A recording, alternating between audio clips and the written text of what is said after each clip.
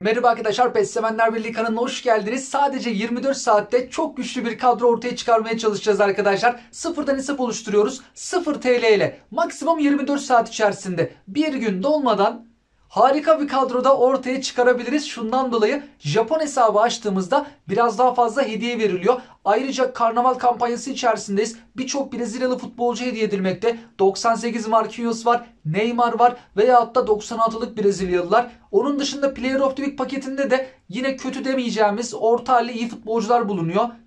Çok fazla hediye olduğu için de her şeyin kilidini açabiliriz tüm maç biletlerinin. Ayrıca bedava açmaklarıyla 24 saatte güzel bir kadro olabilir. Bu arada Japonya'yı geçmişiz biz. Japonya'yı bulduk burada. İleri diyelim. Japon hesabı açtığımızda ilginç gol sevinçleri yapan futbolcular vardı. Videosunu yayınlamıştık ya arkadaşlar. Uçanlar falan. O futbolcular ancak bu şekilde hediye ediliyor. Oyuna başlarken ülkenin Japonya seçilmesi lazım. Oyunumuza giriş yapıyoruz. Hiç maç oynamadan bile güzel bir kadro ortaya çıkarabiliriz. Rengarenk bir kadro olur mu? Şu an girdik. Bakalım neler veriyor Konami. Giriş bonusu bu. Tüm herkese verilen. Sonra yeni hesap açıldığı için yine her hesaba verilen karnaval kampanyasından biz sadece bunu ve 30.000 GP'yi alabileceğiz.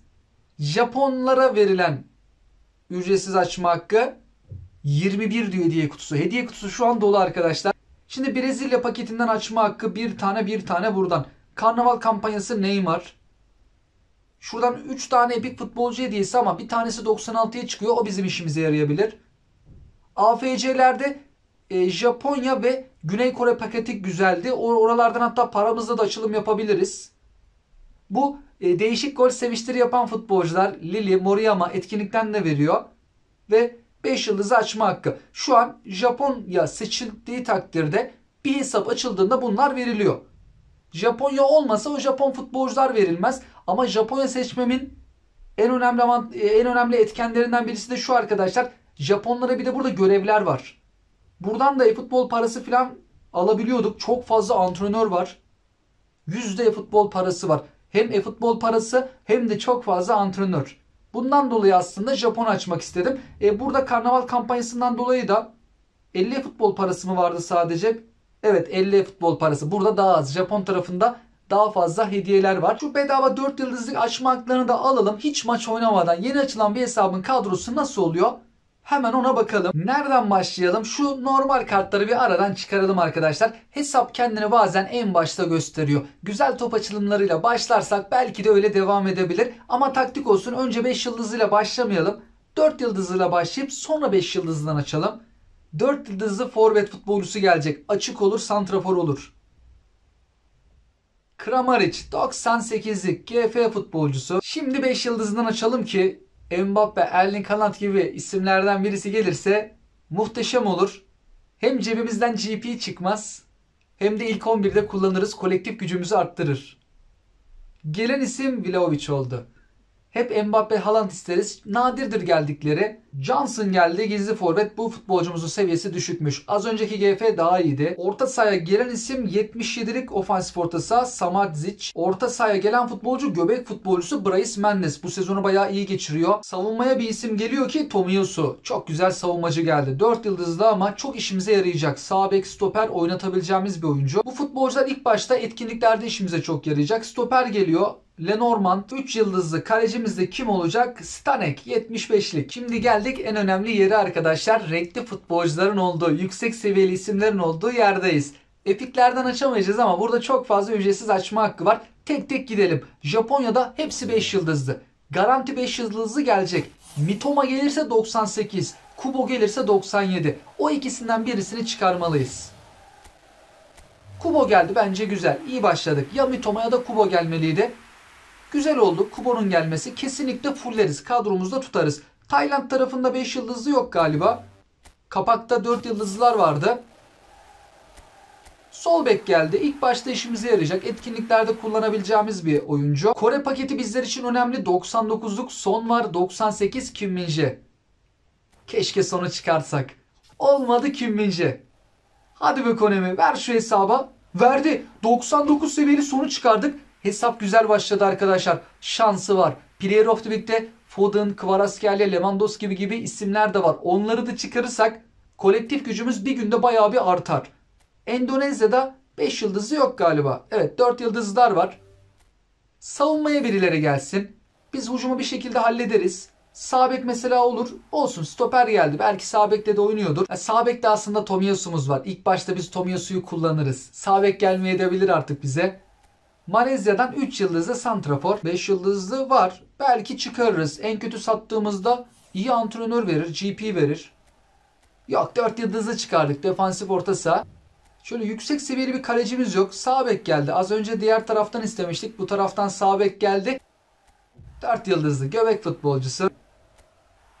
4 yıldızlı stoper çıktı. Hesap iyi başladı ama iyi devam etmiyor. Yani Kubo'yu çıkardık, Son'u çıkardık ama şuradan 5 yıldızlar çıkaramadık. Fakat burada da 5 yıldızlı futbolcular var.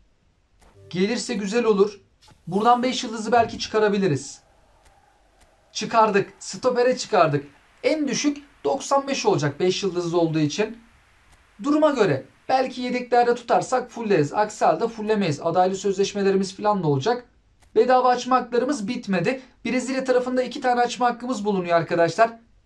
Daha sonra etkinliklerden de kazanacağız 2 tane. Buradan kesinlikle Marquinhos'u çıkarmamız lazım. 98 seviye.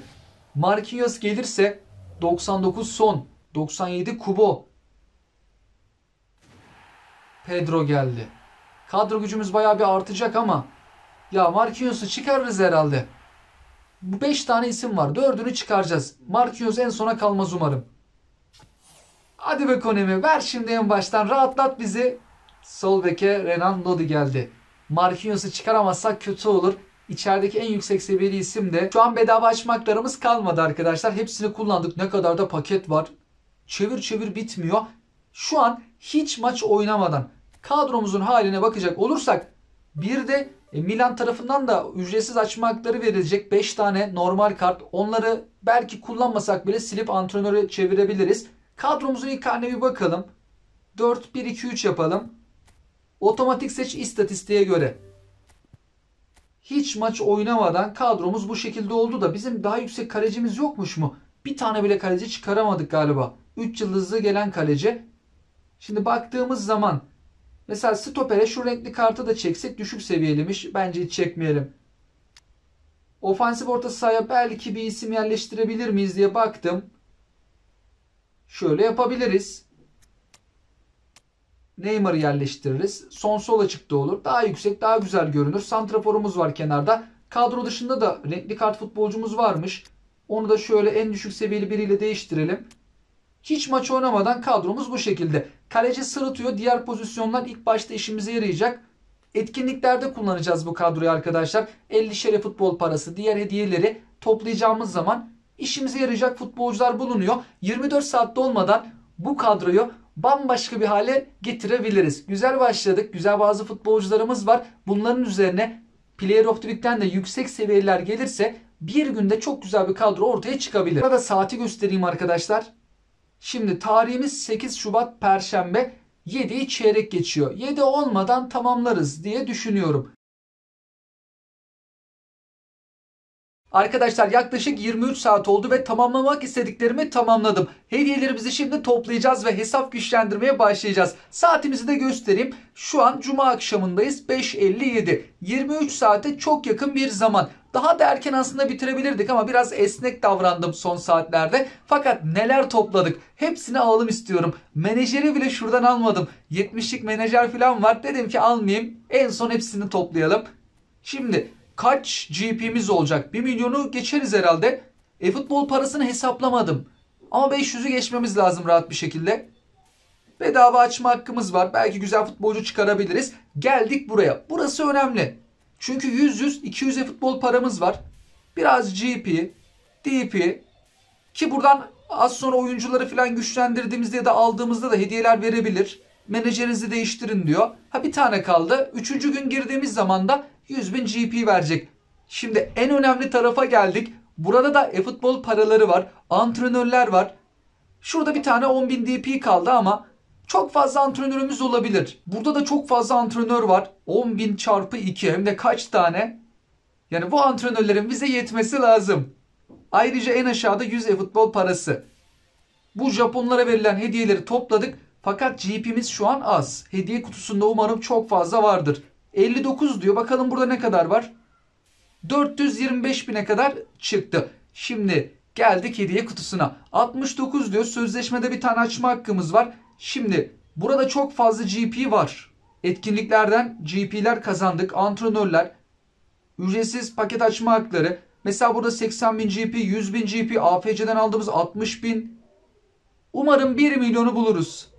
Hadi be Konami. Yok, çok yaklaştık. Belki elde kullanmadığımız bazı oyuncuları silsek yine de yapmaz ama 1 milyon yapmaz. Çünkü pek oyuncumuz yok arkadaşlar. Futbol paralarını harcamadan önce maç biletinin kilitlerini açalım. Çünkü yanlışlıkla harcarız, para gitmiş olur. Şu aşağı tarafın 500'ü açalım. Ama bir önceki maç biletinde 2 tane 97'lik futbolcu vardı. Bu sefer orta tarafta 93'ten 95'e çıkan stoper var. Yani bu çok işimize yaramadı. Hadi aşağı taraftaki futbolcuyu kullanırız ama orta taraftaki futbolcu düşük seviyeli oldu. Bu hediyeleri tekrardan alalım biz. 400'e futbol paramız. Keşke 450 olsaydı. Şimdi orta tarafın kilidini açacağız. Cebimizden 50 futbol parası çıkacak da kalan 50 ile bir şey yapamayacağız. Ama mecbur açmamız lazım. Hem adaylı sözleşme, hem oyuncu, hem antrenör vermekte. 350 futbol paramız, 900 binden fazla GP'miz var. 8 tane burada ücretsiz açma hakkı var. 1 tane burada ücretsiz açma hakkı var. Yüksek seviyeleri çıkarırsak arkadaşlar belki de rekor da kırabiliriz. Şimdi buradan 5 yıldızlı futbolcu geliyor. Mbappe ya da Haaland gelse. Yoksa marketten alıyoruz. Pahalı isimler. Şuradan çıkarabilir miyiz? Hadi Mbappe için atla dedik. Rafael Leao oldu. Kötü oldu. Çünkü belki az sonra Rafael Leao'yu biz tekrardan çıkarabiliriz. Bu çok kötü oldu arkadaşlar. Çünkü Milan ücretsiz açma hakları var. Orada da Rafael var. Gelirse aynı futbolcuyu çıkarmış olacağız. Şimdi nerede o Milan paketi? Buradaki değil. Şurada 5 tane ücretsiz açma hakkı var. Ta burada. Şimdi burada da Rafael Leao var. Ama kaleci Menyan belki işimize yarayabilir. Hernandez'in normal kartını fullleyebiliriz. Hernandez'le de Menyan. Diğerleri çok bir işimize yaramaz. Ya sileriz antrenörümüz biterse, ya da etkinliklerde kullanmak için kenarda tutarız bu tarz futbolcuları. Rafael Leao geldi. Tamam, buradan gelmesi normalde. Az önce diğer taraftan o kadar futbolcu içerisinden vermesi kötü oldu. Kaleci çıkarmamız lazım. Menya'nın da seviyesine bakmak lazım. 93'ten 96'ya falan çıkıyorsa fulleriz, kullanırız. Hernandez sol bek futbol. Zaten Hernandez'in seviyesi yazıyordu 93. Rafael Leao da yüksek seviye. Fullleyebiliriz belki. Hernandez geldi. Tamamdır. Bizim sol bekimiz şu an var artık. Ben Naker geldi. Defansif orta saha 4 yıldızlı. Umarım şu en baştaki Menya'nı çıkarırız. Hadi be Konami. Bir verse kaleci. Yok, vermedi. Ne yazık ki kaleci çıkaramadık. En son çıkaramazsak marketten alacağız. Adaylı sözleşmelerimiz de var. Biz adaylı sözleşmeye de o kaleciyi alabiliriz belki. Şimdi Player of the Week'ten bir tane ücretsizimiz var. Paramızla da 3 tane açabiliyoruz arkadaşlar. Yüksek seviyeleri çıkarırsak muhteşem bir kadro ortaya çıkabilir. Burada da kaleci var. Yuri gelmesin de kim gelirse gelsin. Bari 92'lik futbolcu çıkarmayalım. Yukarıdan çıkarırsak harika olur. Hesap çok şanslıysa yukarı taraftan çıkarır. Ücretsize kime tek atacağız? Lewandowski var içeride. Kvaratskhelia var. Foden var. Yuri falan gelmesin de İspanya Ligi Lewandowski 9 numara. Barcelona'dan Lewandowski'yi çıkardık. Bu hesabın şansı fena değil aslında. Biz epiklerden atsak acaba verir mi? O riske girmeyelim ama. Hep böyle diyor, sonra vermiyor. Geçen hafta bayağı bir açmıştık, vermemişti. Hayal kırıklığı olmuştu. Şimdi 3 tane paramızla açma hakkımız var. Foden ve Kvara gelse o zaman Yuri'ye de razıyım. Tamam derim, hadi Yuri de gelsin ama keşke ikisini çıkarabilsek. Ama pakette en azından 90, 89 gibi futbolcular yok arkadaşlar. Onlar olduğunda kötü oluyor. Kadroya bile alamıyoruz. İkinci giren isim İngiltere Ligi'nden Dunk geldi. Seviyesi 93'tü değil mi? Güçlendirici var mıydı? Yok. 93'ten 96'ya çıkar. İyi, kullanırız biz Dunk'ı. Kvara ve Foden için devam ediyoruz. Bir Kvaratskhelia gelse. Aslında ihtiyacımız var mı? Yok. Çünkü Neymar'ımız var, Son'umuz var da kadro gücünü arttırır arkadaşlar. Fransa Ligi'nden Asensio gelecek. Joker futbolcu. Birçok yerde de kullanırız. O anlamda işimize yarar. Ofansif orta sahayı büyük ihtimalle çekebiliriz. İlk sıradan sadece bir isim çıktı. Lewandowski'ye tek attık ama sonrası kötü de değil ama daha iyisi olabilirdi. Ama Yuri falan gelmesin son hakkımızda. Bir seviye bir seviyedir. Foden gelir mi? Sanki City forması. Foden. Ben uzaktan böyle mavili bir şey gördüm arkadaşlar. Tamam dedim ya. Geliyor Foden herhalde. Foden'ı çıkardık. Lewandowski, Foden. Diğerleri de 93 seviyeli. Şu an ne var? Kalecimiz mesela hiç yok. Bir bakalım şu an nasıl oldu kadro. Kaleci gerçekten sıkıntı. Hiçbir şekilde hiçbir paketten kaleci çıkaramadık. Renkli kart sağ bekimiz yok. Hernandez'i çıkarmıştık. Brezilya paketi unuttuk arkadaşlar. Orada Danilo var. Sağ bekte kullanırız, doğru. Marquinhos'u çıkarırsak yüksek seviyeli. Daha bizim bedavalarımız var. Bedavalar bitmedi ama kadroyu bayağı bir şekillendirdik. Marquinhos gelirse sağ beke bile yerleştirebiliriz. İçeriye girelim. Sol bek gelmesin bize. Marquinhos ve sağ bek futbolcusu gelirse güzel olur. Sağ bek ve stoper yüksek seviyeli. Kesinlikle Marquinhos'u çıkarmalıyız. Sona kalmasın. Hadi be Konemi. Ver şuradan Marquinhos'u. Gelir mi Marquinhos? Danilo geldi. Tamam, istediklerimizden birisiydi ama şimdi Marquinhos'un gelmeme durumu var. Eğer Marquinhos gelirse muhteşem arkadaşlar. İhtiyacımız olan iki futbolcuyu da çıkarmış oluruz. Şimdi bizim Marquinhos'a ihtiyacımız var. En çok korktuğum şurada da Marquinhos'u sona bırakması. Şimdi sona kalırsa önümüzdeki perşembe almış olacağız. Ücretsiz, iptal et. Ücretsiz. Çok kritik bir açılım. Ver burada Marquinhos'u. Yükselsin kolektif gücümüzü. 2 seviye fark var arada. 98'e kadar çıkıyor Marquinhos. 5 numara Marquinhos. Bence bu hesap güzel paket açılımları yapıyor arkadaşlar. Şanslı diyebileceğimiz bir hesap. Ama Marquinhos da gitti sonlarda çıkardı ama en azından genel anlamıyla bakıldığı zaman güzel oyuncular çıkardık. Player of the Week'te en dipleri çıkarmadık.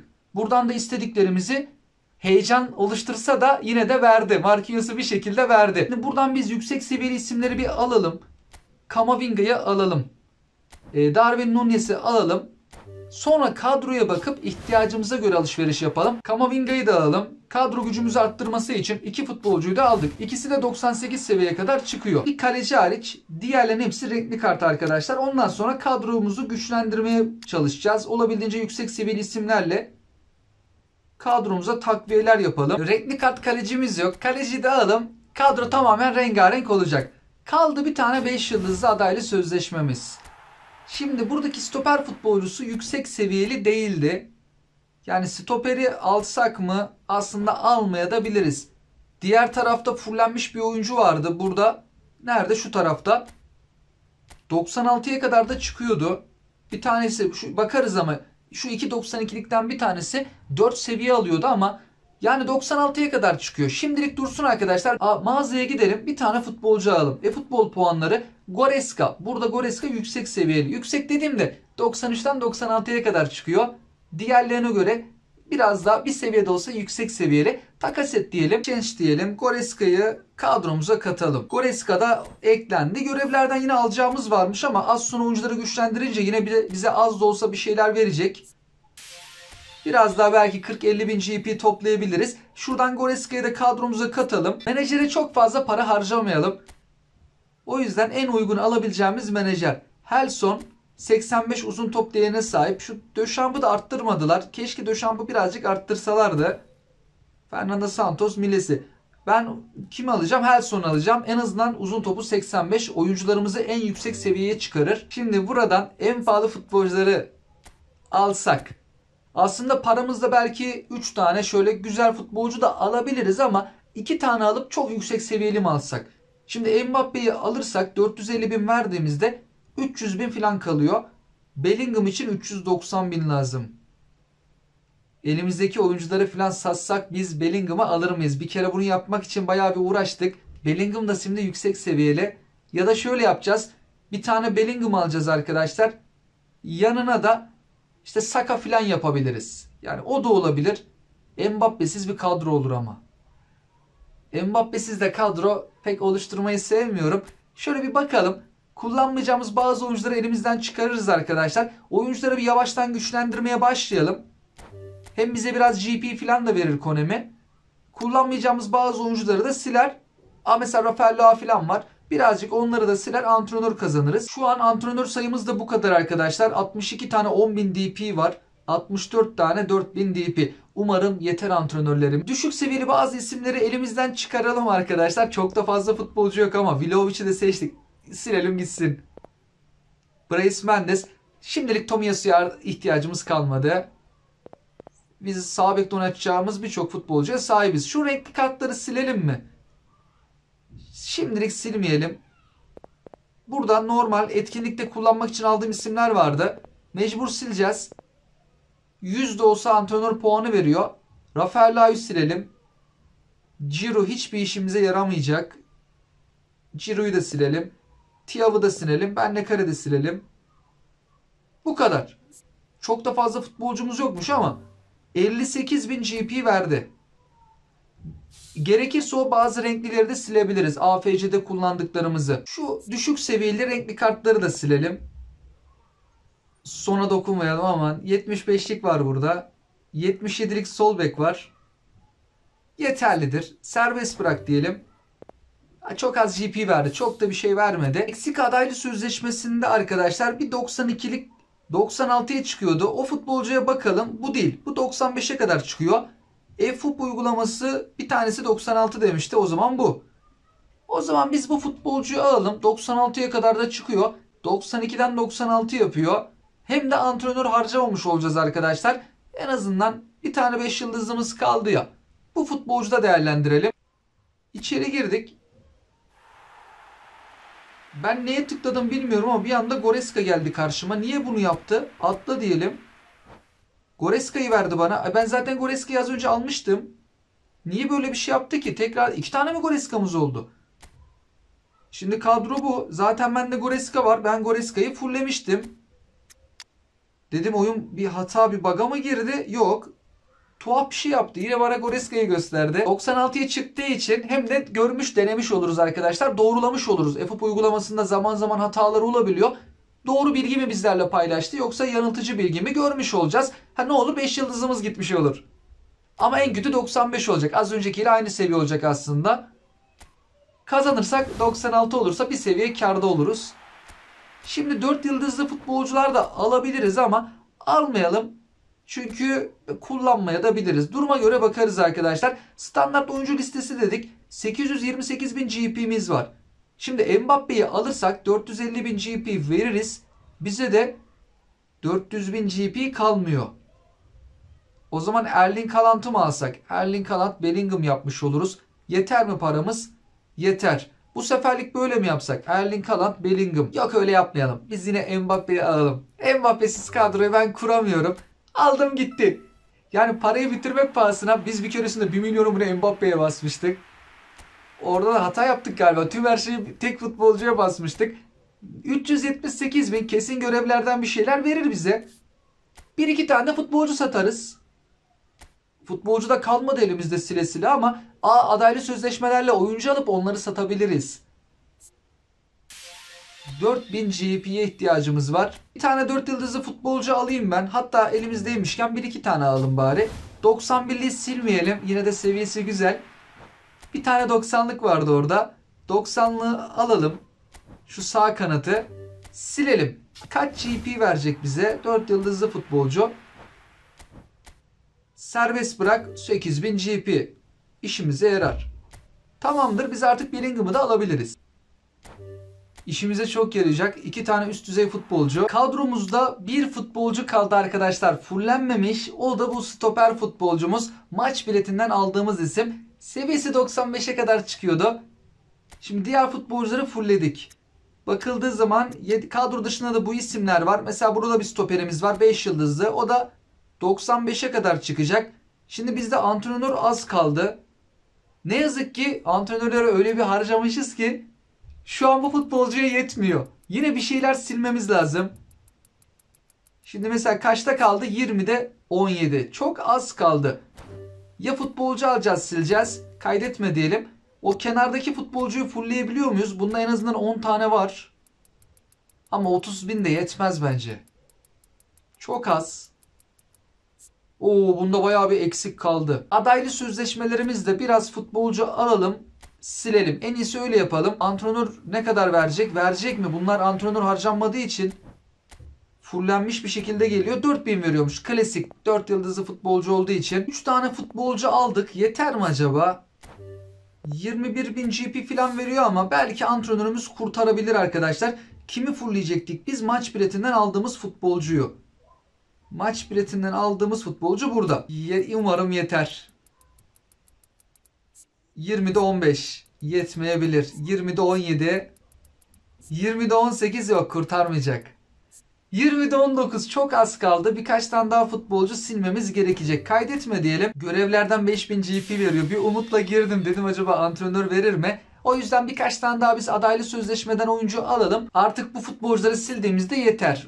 Bayağı da futbolcu silmiş oluyoruz. Sadece bir ismi fulllemek için. Serbest bırak. Şimdi biz o stoper futbolcusunu tekrardan bulalım. Şurada. Alt tarafı 20 seviye adam. Bir türlü yetiştiremedik antrenörleri. Ama bu sefer rahatlıkla yetecektir. Çok rahat. 20'de 18. Çok az kaldı. Bu kadar. Kaç futbolcu alıp sildik. Şimdi her şey bitti sayılır arkadaşlar. Bakalım. Bu futbolcumuzu da fullledik. Fulllemediğimiz hiçbir isim kalmadı. Varsa da antrenör yok artık. Fullleyemeyiz. Şimdi seviyeler düşük gözüküyor arkadaşlar. Gözden kaçabiliyor bazen. Fulllememiş olabiliyorum. Şimdi kadroya baktığımız zaman renkli kart olması için Neymar'ı şöyle alalım. Renkli kart daha bir göze hoş duruyor. Şimdi ne yapabiliriz diye baktım. Göbek futbolcusunu alıp Kamavinga'yı sol beke de çekebiliriz. Kubo'muz var. O da yüksek seviyeli.